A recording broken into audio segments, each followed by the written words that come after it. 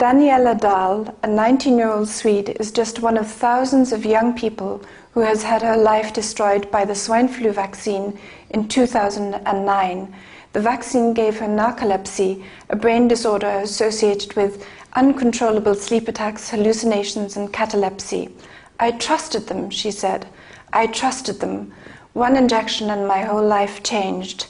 50,000 people in Germany now have narcolepsy, according to a report in Die Welt from January of this year. Every sixth sufferer is a child. The average age is between 15 and 25 years old. The governments of Norway, Sweden, Finland, and Ireland have confirmed that the many cases of narcolepsy are due to the pandemic vaccine. There are many more cases expected to appear soon.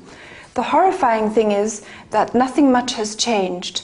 We, the people of the world, still face the same monolithic threat from a mass vaccination campaign with the pandemic vaccine today as we did in 2009.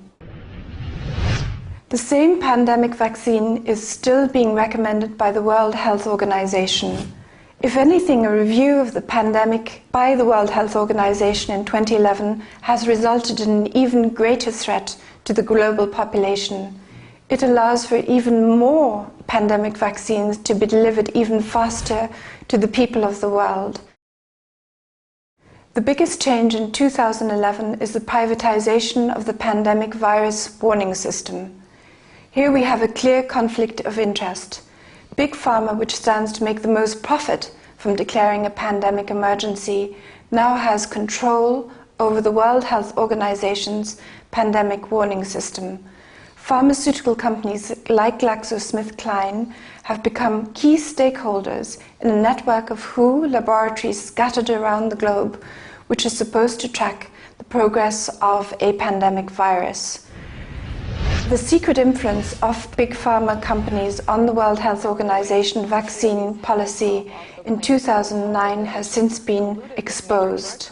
WHO even changed the definition of a pandemic to be able to declare a pandemic emergency level 6 and trigger multi-billion-dollar contracts for big pharma. Baxter nearly started a global pandemic in 2009 when staff contaminated 72 kilos of the seasonal flu vaccine material with the deadly bird flu virus at its biosecurity level 3 facilities in Austria. Baxter had also pre-negotiated contracts to sell the pandemic vaccine.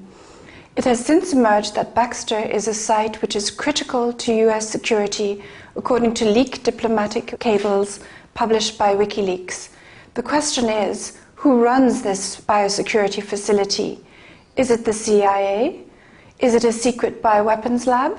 How could an incident of the kind that occurred in 2009 happen at Baxter's facility? It gets worse. The same pandemic vaccine is not only being recommended by the World Health Organization. WHO has announced plans to stockpile 150 million doses of pandemic vaccine. The purpose is to deliver the toxic vaccine even faster to the population of the globe. Pharmaceutical companies have also announced plans to transfer vaccine and adjuvant manufacturing technology around the globe to make sure everyone can be given these jabs more quickly. In 2009, plans to vaccinate 6 billion people around the world were activated by WHO.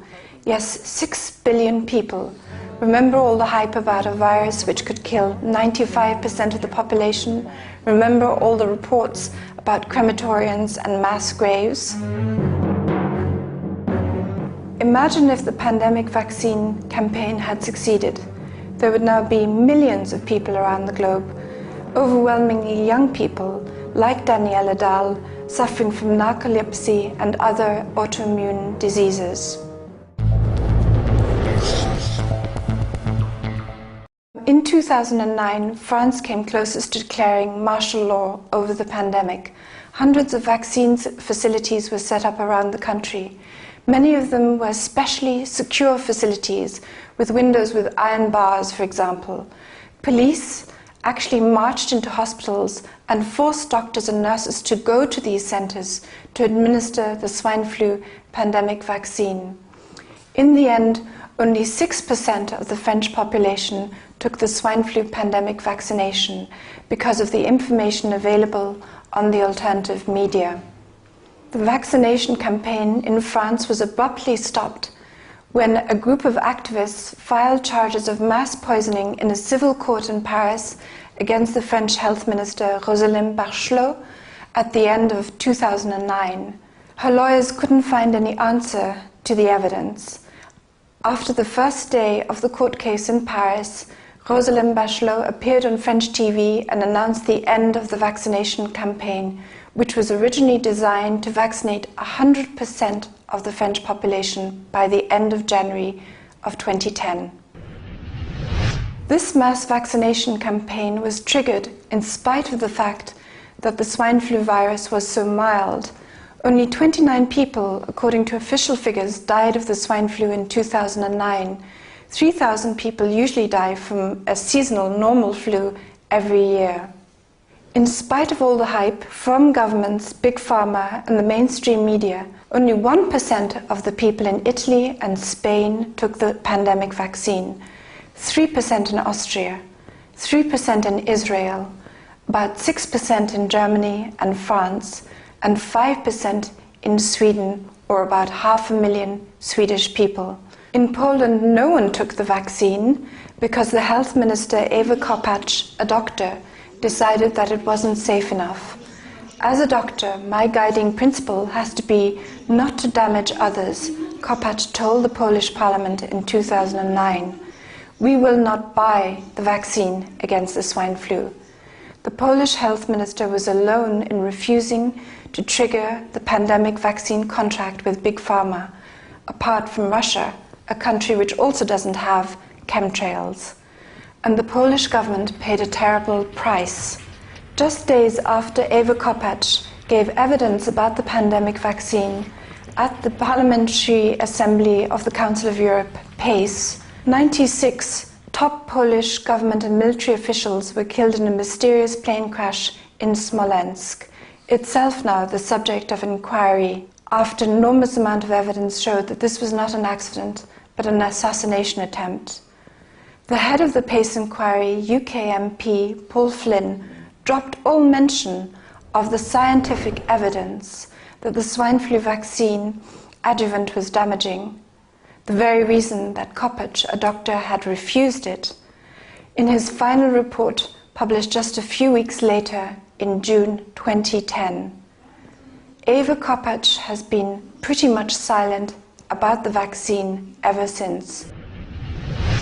The PACE inquiry was a fraud and persuaded people that something had happened when nothing fundamentally had changed, and we face the same monolithic danger of a mass vaccination campaign with the same toxic vaccine as in 2009. Paul Flynn and PACE did not examine the evidence that the pandemic vaccine is dangerous. He excluded the issue of the political and military factors involved in a pandemic level 6 emergency declaration. He did not examine the issue that we can be given this pandemic vaccine by force, and there are provisions for forced quarantine. The PACE inquiry lulled people into thinking that effective action had been taken when no effective action has been taken. No one has been brought to justice, not James Murdoch, the son of Rupert Murdoch, who sat on the board of GlaxoSmithKline between January 2009 and January 2012. The Murdoch media empire promoted the pandemic virus hype. Justice has not been brought to Andrew Whitty, the chief executive of GlaxoSmithKline, the pandemics manufacturer of pandemics. Andrew Whitty was even awarded a knighthood by Prince Charles in May of this year. The managers who nearly started a global bird flu pandemic in Baxter in 2009 have also not been brought to justice. Alex Jones and InfoWars played a key role in promoting the PACE pandemic false investigation. From the very beginning, Alex Jones promoted the virus hype. It was only when information about the vaccines began to circulate on the internet that Alex Jones followed the wave to retain credibility.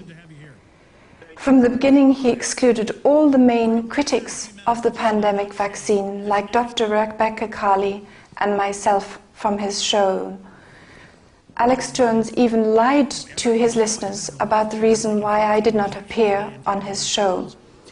The truth is, I was invited by his staff, but when the time came for me to take the call, there was no call from InfoWars. German lawmaker Wolfgang Wodak appeared out of nowhere on the Alex Jones show when the vaccine campaign was over and when it was clear that it had failed.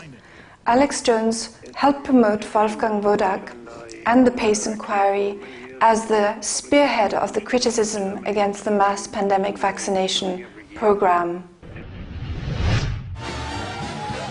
The deceit extends beyond Alex Jones to other parts of the alternative media, including Jim Core in Ireland.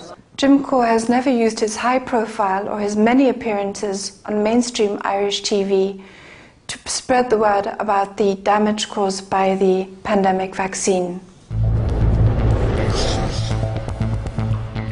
What has happened to me since 2009 is a salutary warning about how little real free speech we have in Western Europe. In 2010, 3 attempts were made to psychiatrize me by elements in the Austrian government and also elements in the global elite. A government-paid researcher at the Ludwig Boltzmann Institute called Lucas Kenner, funded by Baxter, tried to have me confined twice at the start of 2010. He is also a doctor and a pathologist at Vienna's main hospital, and he has published about his cancer research in a Rockefeller journal. He had never met me, but he went to a psychiatrist who also works on a government bioethics committee and asked her to have me confined. An Austrian police inspector has filed charges against the psychiatrist, but the court case has still not started.